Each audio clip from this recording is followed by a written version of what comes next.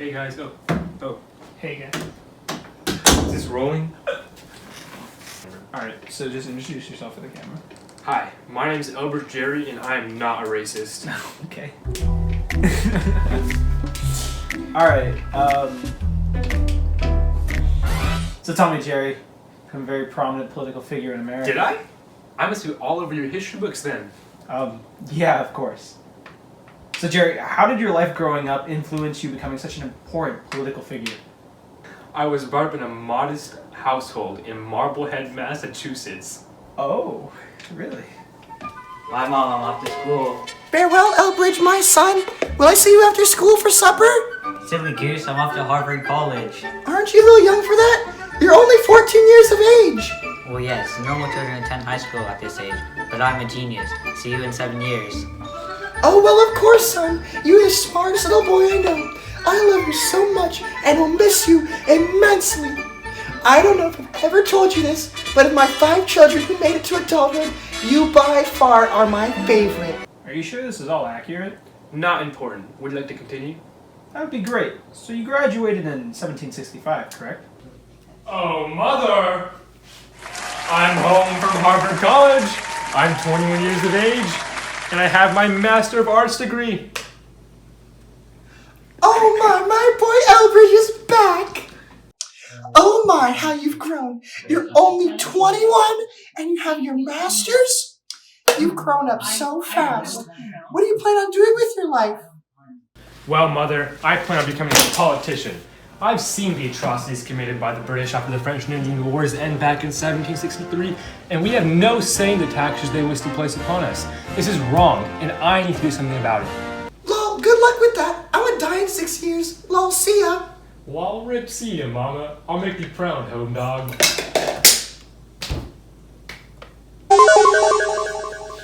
So at this point you've decided that you were going into politics. Please tell me.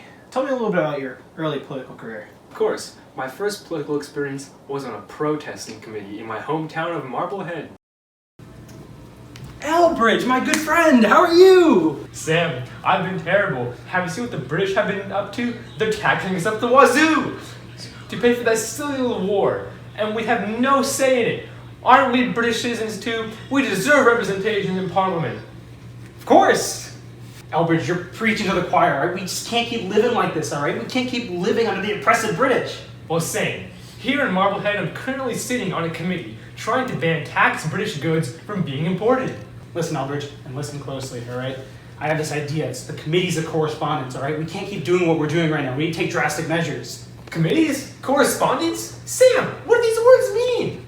All right, they're basically like colonist-run governments, all right? We need to oppose under the nasty, terrible British, and we need to revolt against them, all right? I'm thinking about setting one up in Boston, and you, my best friend, Elbridge Jerry, I'm thinking about you setting one up in Marblehead, all right? How's that sound?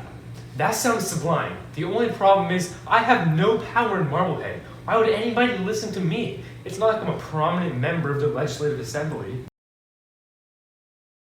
Oh yeah, I'm a prominent member of the Legislative Assembly now. I remember talking about this a couple of years ago. Hey, Elbridge. You see what I did in Boston? Good sir, you startled me. I did the committee of correspondence in Boston, and now you're a legislative member. So now you can do what I did in Marblehead. Yeah, I don't remember any of that, but tell me, how was it after the war?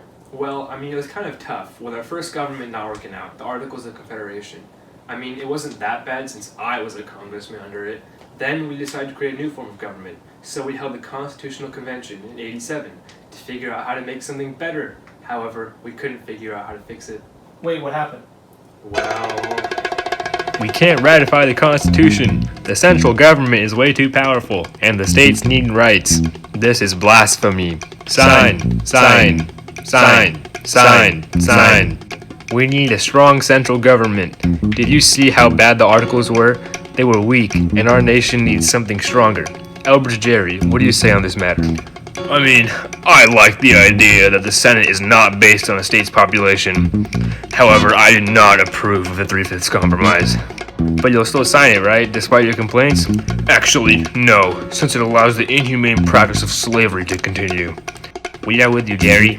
Come on, guys, don't worry about this whole slavery thing. It'll work itself out eventually. 3/5 compromise is just a step towards the peaceful removal of slavery in our great nation. I wish. Wait, what do you mean you wish? Was it not peaceful? I'll tell you later. Anyways, you refused to sign the Constitution, but weren't you representative for the first House of Representatives? Isn't that kind of ironic?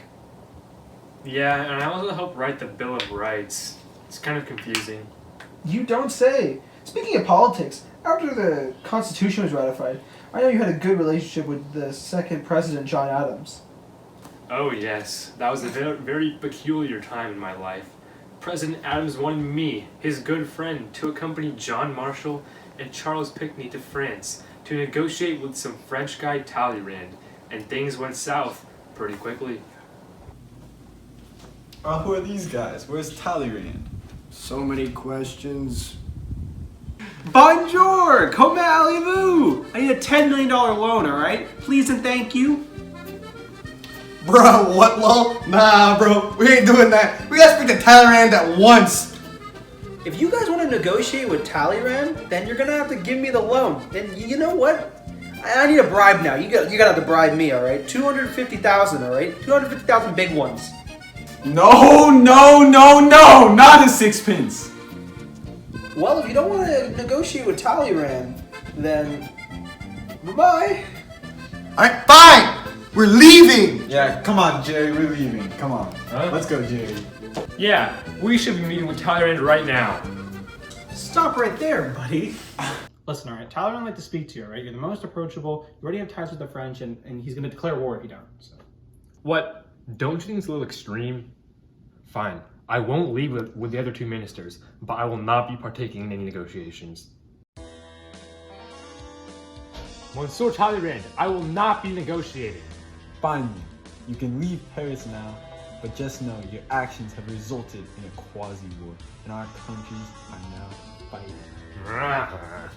So the quasi-war was your fault? How did people back at home react to that? Well, there were mixed responses. Many Federalists blame me, like that stupid Secretary of State Pickering. But I did have some supporters, like my buddy John Adams, and Democratic Republicans, like Thomas Jefferson. This was actually the reason that I switched parties to the Democratic Republicans. I'm so sorry about that. Was your name ever cleared? Did these people ever trust you again? Oh yes, it's all good. In 1799, my experiences in Paris were published, and people realized I had no choice, and was not, in fact, coordinating with the French against the United States. So how was it after the XYZ affair? I heard you ran for governor of Massachusetts after you switched parties. Indeed I did. I frequently ran for the governor position, starting in 1800, but was never successful. But finally, in 1810, I was elected. Did anything happen during your term as governor? Well, have you ever heard of gerrymandering? I think I know. But, what'd you do? Well, I invented it. Really? Yeah. Basically, it's a genius technique to give my party the majority. I was so surprised nobody thought of that. So, can you elaborate? So, in 1812, we wanted to create new electoral boundaries. So I may or may not have set the new boundaries to benefit me and my political party. Then, the press claimed the new boundaries looked like a mythical salamander, the gerrymander. Isn't that kind of illegal? Well, it wasn't at the time, that's for sure. I think it was genius.